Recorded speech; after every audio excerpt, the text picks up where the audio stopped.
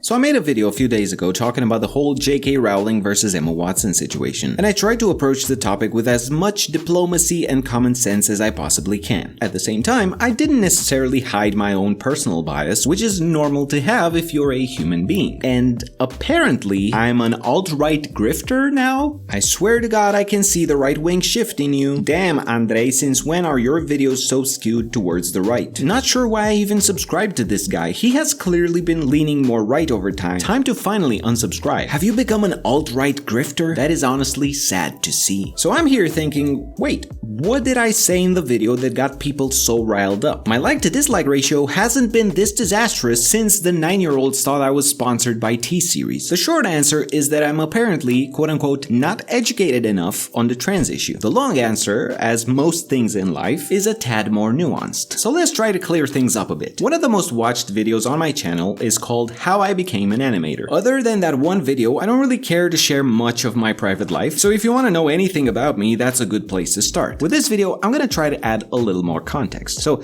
I come from a place with a very traditional culture, where values have been passed down for generations, and where people tend to hold on to certain principles that define and hold their communities together. That stands in contrast to much of the Western culture, where rapid modernization and progressivist politics have heavily influenced social identity. Where I'm from, people don't usually talk about ideology, they just live by what they know. The core principles over here are much more homogeneous. You'll find a strong sense of continuity, stability, and respect for things that have stood the test of time. It's not something people debate. So because tradition is so deeply rooted into the culture, making the two almost synonymous, people here tend to hold their traditional values sacred. Though Western influences of progressivism sometimes do creep in, these principles form a solid wall that has yet to be breached. Now, there was a comment on one of my videos that I think captures this very well. He goes, "Most Americans in this comment section forget that there's a world outside of the US where even now the general population have more conservative views." End quote. I feel like Americans, and particularly left-leaning Americans, are quite ignorant to how other people live around the world and how they think. And to some extent, I get it. Why should they care? After all, Americans make up just 4% of the world population, but account for about 25% of the global GDP, exporting everything from technology to blockbuster movies, while importing very little in return, especially when it comes to culture. This self-sufficiency makes total sense in a bubble, but then you get conundrums like these where they force-feed progressive ideas to cultures that are simply just not wired for them. I've never personally known a trans person and probably never will at this point in my life. And that's not because I'm intolerant or I'm a horrible person, but that's just not a regular thing around here, and I have other priorities in life than to go to seek them out myself. So if you're looking for a trans ally in me, you're not gonna find one. And again, I'm not saying this to be mean, but it's just mathematics. To be an ally to something means to know that subject, to have real life experience with it, or to have some sort of skin in the game. I have neither of those things. And in my opinion, most of the so-called trans allies do it either for some sort of financial or reputational benefit, or out of fear of being cancelled, or both. That's why when I listen to JK Rowling, for example, her point of view sounds much closer to mine than the outrage around her that floods the internet. I'm not even saying that JK Rowling is some sort of angel without a fault, by the way. I don't know her, and quite frankly, I don't care to study every single word that she's ever said on the topic. As for the term alt-right, in my country, there's not even such a thing as left or right. We don't have a two-party system. Political ideology is very scattered across existing parties, with alliances often being made for convenience between factions who should, in theory, stand on opposing sides. Even the parties that would theoretically fit that quote-unquote far-right label have more than once voted alongside mainstream parties against the interest of the people when it suited them. So left and right are both foreign concepts here. Don't try to fit me in your categories of left and right because again, even politically, there's a whole different ecosystem where I'm from. Now, I'm not sure if the rigid American two-sided way is a feature or a bug, but what I can say is that from my perspective, as an outsider, it boxes people in. It very much limits choices for anyone who wants to dive into politics. It also sets up this perfect storm for heavy indoctrination to take root and for individuals on both sides to get constantly pitted against each other. In places like the UK or the US, questions on gender identity are everywhere. Schools talk about it, the media covers it daily, politicians debate it, laws change around it. Transgender people are very much visible. Here, that is not a topic of discussion. It simply isn't. What also baffles me is the sheer arrogance of some of the more intense left-leaning people who commented on my previous video. Not all of them, just to be clear, but I'm talking about the type of people who get a sick pleasure from bullying creators into to submission. And I bet they expected me to come out with an apology saying something like, "Oh, thank you for educating me. Please don't cancel me." And if that's the case, sorry, I'm not afraid of this hive mind mentality. I'm not afraid of being cancelled. I've cancelled myself by not even being active on YouTube these past few years. And it's the most liberating feeling to not be tied to any commitment, but instead to be able to say whatever I believe to be true. There is nothing you can do to me. Now, I do empathize with people who have followed my content for years, and because I never really spoke about my core values or political views, they may have gotten the wrong impression about what I stand for. And I will admit that at times the leftist propaganda on YouTube even got me fooled, and I may have regurgitated leftist talking points without even realizing it. But as I took a step back, I let all of that wash off of me. So to those who may feel betrayed, I respect your decision to unsubscribe if that's what you want to do. To be honest, I myself was surprised to see how different a portion of my audience sees things. I guess this goes to show how far people's perspectives can drift away when years pass and you don't really keep a steady connection to them. But I'm not even sure what exactly offends them other than the fact that I'm not a carbon copy of the influencers who pander to the leftist echo chamber ideology. And then there is another type of reaction that I got, with someone saying I'm too centrist. The last few videos you've returned with feel apathetically centrist. You're unable to take a hard position for what is right and what is wrong, and too focused on a neoliberal position of being as in the middle as possible. It's incredibly disappointing. To which someone else replied with, people don't need to have a hard stance on everything. Seeing both sides helps you see the whole picture and not just what you want to see. And I think this really shows the root of the problem. People don't want nuance or genuinely personal opinions. They want to hear ideas that are already established and extreme on one side or the other. Even showing a little consideration for the opposing view is seen as weakness. And if you happen to hold a strong opinion but it lands on the opposite sides of what your audience believes, heaven forbid, you're instantly dismissed or condemned. I don't need to make some bold declaration for one side or the other just to be able to discuss a situation that I find interesting. Talking about a public debate or analyzing an event doesn't automatically make me part of a movement. It's possible to look at something, comment on it, and have your own thoughts without pledging allegiance to anyone's ideology. So let's sum everything up. I'm not alt-right, or whatever you guys call those who disagree with you over there. I'm not centrist either, and I'm also not on the left, just to be fair to all sides here. I'm just a guy from the other side of the world with my own life experience, my own culture, my own principles, and I will sometimes voice my opinions over here. I'm not even asking you to agree with anything that I say. If you want to watch, that's great. If you don't, then there's plenty of creators to fill that void for you. But I will not be bullied into saying things that I don't believe in, or be apologetic for my opinions either. And if I'm cancelled, whatever that even means, then I will simply have more time to spend with my family. See ya!